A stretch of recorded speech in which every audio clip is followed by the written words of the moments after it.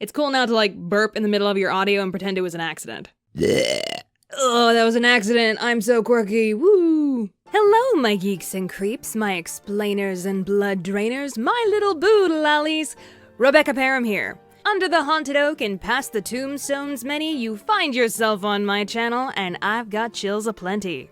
I came up with that right here on the spot. Are you proud of me? I put out a poll asking you guys what idea you wanted to see for a smaller Halloween-themed video, and it was between this drawing video and a ghost story. And the drawing video won by a very slim margin. Many people wanted to hear the ghost story, or you wanted both videos. You greedy little monsters. And what the plan for this drawing video was, I was going to do 3 different drawings and I was going to put as many animators in it as possible. I kind of got a little obsessive over this particular drawing, the one you're seeing in front of you right now, and I kind of spent all my time on it. So instead of 3 rushed, mediocre drawings, you're getting 1 really good one. Quality over quantity, they say. Sure, you can make a living on YouTube that way! As you can see in this charming little over-the-garden-wall scene that I've set up, Jaden is Wirt, the odd ones out is Greg, something else YT is the Beast because he's got horns, and yours truly is the Woodsman because, someone had to be him, I guess. I'll just take one for the team here, no need to thank me. Oh, and you can't forget Ari as Beatrice because... bird. You can also see that instead of carrying a frog, James is carrying Harry the Moth. It's the little touches that make it. If you haven't heard of Over the Garden Wall, it is a Halloween favorite to many. It is particularly one of my favorites, so I highly recommend it. It's on Hulu, please go watch it. Now, a lot of people did want me to tell the ghost story, and I think what they were expecting was a story about another quote-unquote real ghost encounter that happened to me, and what I was actually gonna do was I was gonna make an original ghost story, like a campfire ghost story. However, I do have a relatively new ghost encounter story that I can tell you about, so why not please everyone? Let's get the spooky music going, we'll make a thing of this. About 2 years ago, while I was still working as a freelance artist, I came home very late one night from my office. At the time, I was babysitting my sister's chinchilla and had put the cage on the end of my dining room table facing the living room. I came in at about 11 p.m., kicked off my shoes and put my stuff down, when suddenly the chinchilla started barking. I don't know if you've ever heard a chinchilla bark before, but it's basically a high-pitched yipping sound that they make when they're scared or to warn other chinchillas of danger. This chinchilla, her little paws grasping at the bars of her cage, had fixed her gaze on the corner of the living room and was barking at full volume. She would not look away from this corner, even when I went over and stood in front of her to see what the problem was. I bent down and looked her in the eyes, and it was like she was staring right through me, and she just kept barking. And then it happened. As I was bent down, I heard the voice of a woman behind me coming from the corner of the living room. It was so clear that I thought in that moment my mom or sister had come over to my house while I was at work and they were in the room with me.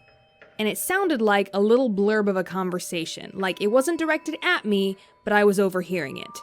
I turned around expecting to see someone there, but no, there was no one. No one was in the house, the TV wasn't on, a video wasn't playing on my phone, and I still can't explain what that was. So I come to learn just a few days ago that my brother experienced the exact same thing while he was watching my house for me. So yeah, that's fun. Haunted house. Woo! Yay! Ghost stories! What fun! Small disclaimer here, I'm actually not a huge believer in ghosts and spirits and all that. I just really like the idea of them. I love the feeling of listening to a good ghost story. I love all things creepy and dark and spooky. I'm open-minded on the whole thing. I'm waiting for someone to prove me wrong. Someone please prove me wrong because ghosts, it's a cool thing. It's cool. Yay. But I'm not gonna debate anybody on whether or not they're real. This is all just for fun. This is for Halloween spooks. Relax, everybody, we're having a good time. So veering drastically off topic, a couple weeks ago I was in LA, which was a lot of fun because I got to see some of my industry animation friends, you know, people who actually worked at the big studios, and I knew them all from school, so yay Ringling on that one. But first day I got there, I went to Disney TV and met up with my friend Kristen Gish, who is a storyboard artist on the DuckTales reboot, and before that, she was a storyboard artist on Star vs. the Forces of Evil, so she got a cool job. And then after that, I went to DreamWorks, which was so funny because my DreamWorks friends, they got like a couple of them there, it's great. But they were like, Becca, you gotta come at lunchtime so you can get the free lunch! Because apparently DreamWorks gives its employees a free lunch every single day. Which, hey, not a bad perk. Good job, DreamWorks. One of my friends was specifically an animator, and she showed me the Light Fury rig from the upcoming Dragons movie, and it's pretty cool. By the by, can I just share something with you that we talked about? It's funny because, you know, you have hardcore fans who will see a trailer, like, for an animated movie or for, like, a Star Wars or something like that, and you have people like, I don't know, Mad Pat, who will analyze a trailer until they practically kill it. And they'll come up with all of these theories as, you know, oh, this is the way the dragons evolved this way because they're, you know, they have these wings and their bodies are structured this way. And the DreamWorks people are like, guys, we just did it because it was cool. Or merchandising said we needed to do it, because that's something that a lot of people don't understand, is that merchandising has a huge say over the story and the look and the feel and the design of a movie. There's a funny story about the first Dragons movie, but they had a dragon design where it was gonna have like this like big ball on the end of its tail, and it would just throw it around and smash things. And it was well into the movie, apparently. And merchandising came up to the story people and they were like, you gotta take this dragon out of the movie because we have tried over and over and over again to make a toy for this dragon, and we can't come up with anything that isn't inappropriate looking. Take that as you will. So they had to 86 an entire dragon design out of the movie simply because merchandising couldn't, like, make a product to sell. So that's something that you guys always have to realize, is that as much as it's fun to theorize, trust me, it's so much fun to theorize, but sometimes, you know, something about a movie is just that way because the artist thought it was cool, or merchandising came along and said, hey, I want that, or a producer came along and say, hey, I want that. Not everything is connected, even though it's fun to think it is. So getting back to the topic of the LA trip, it was kind of nice to see all of my, like, normal animation industry friends, because none of my YouTube friends were there while I was there. I mean, like, Jaden lives there, but she was out of town. James and Adam were trying to move out to the LA area, and they thought they were going to be there in time to see me, but as it turns out, they were behind on everything, so didn't get to see them. But the main reason that I was actually going to LA was because I was going to surprise Danebo for his 40th birthday.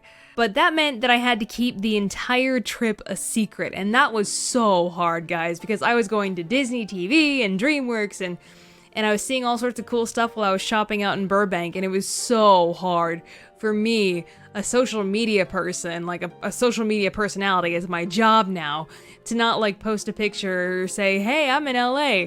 So that was like, that was an exercise in restraint for sure.